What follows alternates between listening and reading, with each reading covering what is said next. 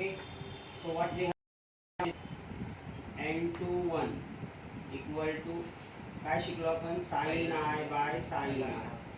आता याचं रिलेशन आपण काय बघितलं, याला असं लिहिलं ना आपण by n1 sin I by sin R. हे पहिलं मीडियम आहे, याचा रिफ्रॅक्टिव्ह इंडेक्स हा अँगल I, हा याचा रिफ्रॅक्टिव्ह इंडेक्स n2 हा अँगल R, बरोबर ना. म्हणजे आता यांचं जर मी क्रॉस मल्टिप्लिकेशन केलं बाळा n1 sin R equal to n2 sin R.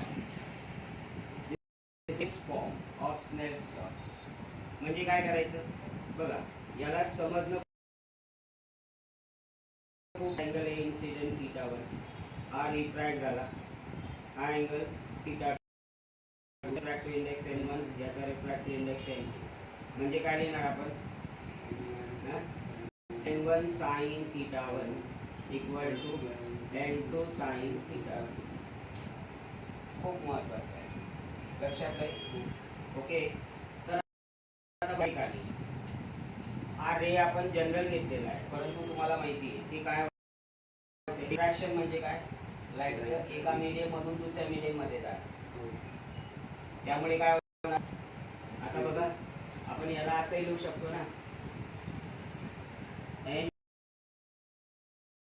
I by sin R equal to b equal to λ1 by λ2. आता हे रिलेशन आलं कसं, साऊंड असो किंवा लाईट असो, what is the basic relation. प्रत्येक ब्रॅचचं आपलं एक बेसिक रिलेशन आहे. साऊंडचं काय रिलेशन आहे बाळांनो, basic relation to f lambda, बरोबर ना, साऊंड साठी, बरोबर. इलेक्ट्रिसिटी मध्ये पण शिकलात की V इक्वल टू IR, बरोबर. क्वांटम मध्ये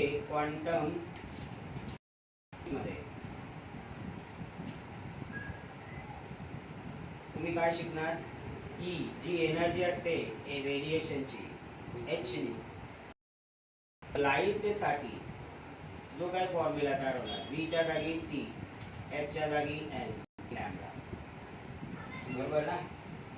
मग इथे जर मी याचा विचार केला तर V1 बरोबर काय लिहिणार, F λ1, V2 बरोबर λ2. मग V1 बाय V2 काय लिहिणार, λ1 घेतला नाही, F2 घेतला नाही का, काय what is F is frequency. आता बघा तुम्ही याच्यातून या पेनला बघताय, तुम्हाला हा पेन बेंड होताना दिसतोय, बरोबर आहे. कुठला कलर येतो, रेड. डज इट चेंज नाही झाला, याचा अर्थ काय, फ्रिक्वेन्सी चेंज नाही झाली. समजलं का. एका मीडियम मधून दुसऱ्या मीडियम मध्ये गेला, दुसऱ्या मधून तिसऱ्या मध्ये गेला, तर लक्षात ठेवा त्याची फ्रिक्वेन्सी नाही, कारण की frequency is a function of colour. कसला फंक्शन आहे, कलरचा. ओके, आणि म्हणून हे तुम्ही मला विचारायला होतं की λ1 आपण λ2 कसं, ठीक आहे. तर काय लक्षात ठेवणार, रिफ्रॅक्शन म्हणजे काय, ही महत्वाची कंडिशन. रिफ्रॅक्शन म्हणजे लाईटचं एका मीडियम मधून दुसऱ्या मीडियम मध्ये जाणे. त्यामुळे काय होणार बघा, इथे V1 V2 λ1 λ2 लिहिलेलं आहे, असं सेम आहेत का, V1 आणि V2 सेम आहेत का, म्हणजे याचा अर्थ वेलोसिटी चेंज झाली. लॅम्बडा आणि λ2 सेम आहेत का, म्हणजे वेव्हलेंथ चेंज झाली. म्हणजे काय होतं लक्षात ठेवा. ओके, ड्युरिंग रिफ्रॅक्शन काय होतं बाळांनो, travels from what, optical medium, one optical medium to other. He necessary condition आहे.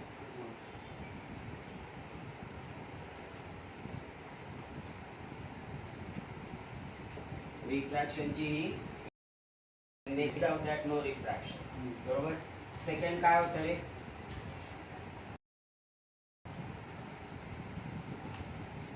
and velocity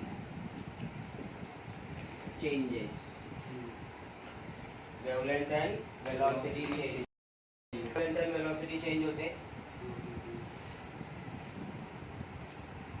Wavelength and velocity केव्हा change होते?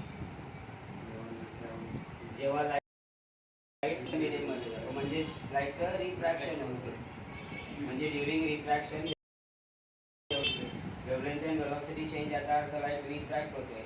लाईट रिफ्रॅक्ट होते याचा अर्थ लाईट एका मीडियम मधून दुसऱ्या मीडियम मध्ये जाते.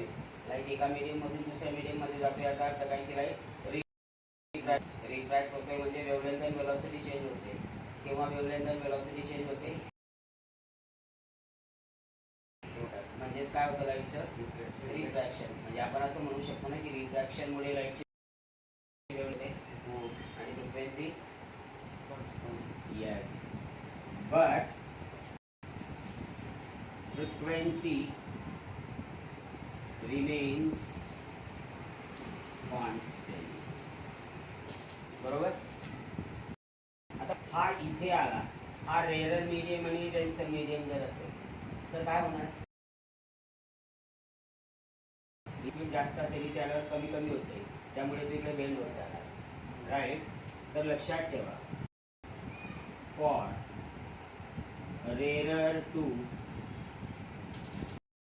denser medium, म्हणजे लाईट कुठून जातोय? Rarer to denser medium. म्हणजे तुम्ही मोकळ्या जागेतून गर्दीत गेला, तुमची स्पीड वाढेल का कमी होणार? कमी होणार ना. स्पीड कमी झाली म्हणजेच वेवलेंथ कमी झाली. काय होणार? फर्स्ट